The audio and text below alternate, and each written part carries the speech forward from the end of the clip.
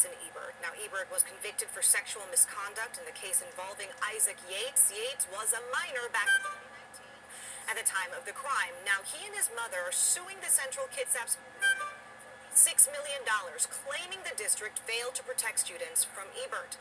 Yates, who is now 19, says he is still haunted by what happened to him.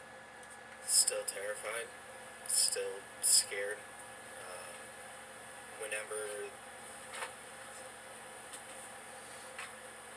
this comes up or this comes out, it just makes my stomach turn into knots. I get flashbacks. I believe that I have PTSD because of it. It was terrifying, and even now it still is. What you guys are doing? The lawsuit claims Ebert engaged in inappropriate contact with students, held unsupervised parties at his home, and supplied alcohol to minors, which was common knowledge among students. Ebert was accused of sexual misconduct of at least 2 other students and was convicted of 5 counts of sexual misconduct with a minor. The school district tells us it can't comment on pending litigation, but says protecting its students' safety is of the utmost importance to it. It holds all employees to the same standards of professional conduct and treats all allegations of inappropriate conduct seriously.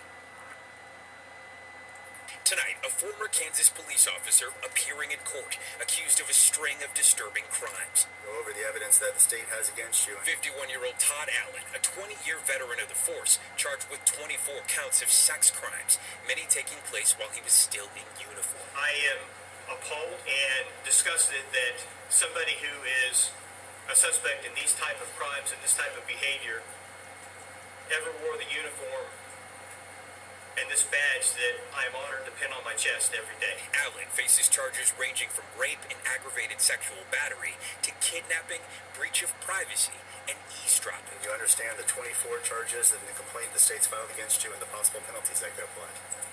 Yes. Allen did not enter a plea today. His family did not return calls for comment. I came into the agency in 2018. Shortly thereafter, within 3 weeks, we had a sexual assault that occurred in one of our parks here in the city of Hutchinson. And at that time, I was notified by my staff that that assault was related to a series of assaults that had been occurring in the city of Hutchinson since 2012. Most of the accusations against him come from a 6-year period while he was serving as a patrol officer. Some victims claim their attacker approached them, saying he was a police officer or security guard, convinced them to get out of their cars, and then assaulted them. Police work can be conducive to sexual misconduct because most people perceive police officers as individuals who are in charge. And so not only does it create intimidating acts, so when a police officer tells someone to do something, most people will act in accordance with what the police officer orders. In November 2018, Chief Jeffrey Hopper held the first public press conference on the issue. You never know what type of information may actually break the case for us. After the news conference, police say the incidents appeared to stop, and around the same time, Allen resigned from his post, ending his 20-year career. But according to charging documents, police allege Allen resumed criminal behavior in 2019. We started having a series of prowler calls and window peeping calls that were occurring. It was those more recent crimes that led them to make the arrest. Sergeant Leslie and Lieutenant Lepp were able to piece those cases together and gather enough information that led them to believe that those prowler calls were related to the sexual assaults that occurred between 2012 and 2018. The district attorney's office this morning filed charges in those particular cases, and warrant was issued. All right, Steve Patterson joins us now from LA. And Steve, another thing interesting about this case, even though the suspect here was one of their own, allegedly one of their own, the police department never classified these as cold cases. They kept investigating them? At no point, Tom. In fact, the chief says those cases remained active and is always assigned to a detective, where they were actively worked for years. Meanwhile, authorities clearly believe more victims are out there. Tonight, they're calling on the public to come forward. Tom? Thanks for watching our YouTube channel. Follow today's top stories and breaking news by downloading the NBC News app.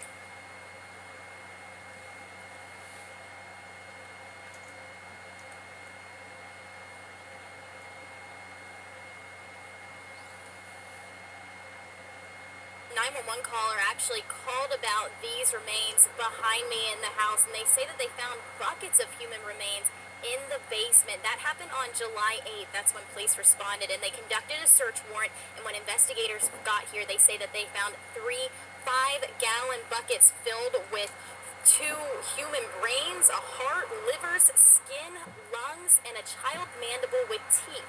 Now, police say they later found that this was the home of 40-year-old Jeremy Pauley at one time, and they found that he was trying to buy additional human remains through Facebook Messenger from a woman in Arkansas. Police say the woman stole the body parts from a morgue in Arkansas, sold and shipped the items to Pennsylvania, then through the United States Postal Service.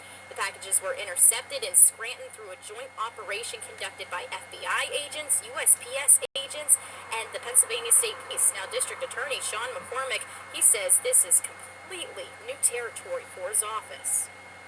I've been doing this for over 30 years. This is the first case of this type. You know, I really, just when I think I've seen everything, something like this comes along.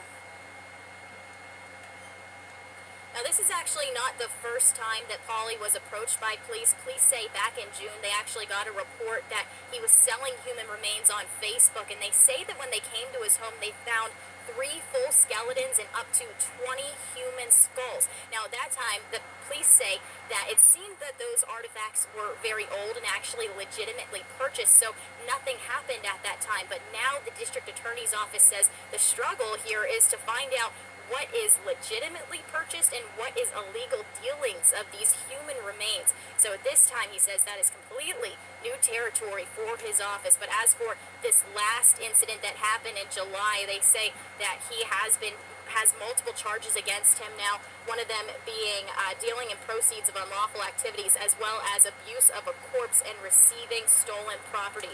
Pauley was arrested and then released on a $50,000 bond. Live in Enola, I'm Jocelyn Howard, WGAL News 8.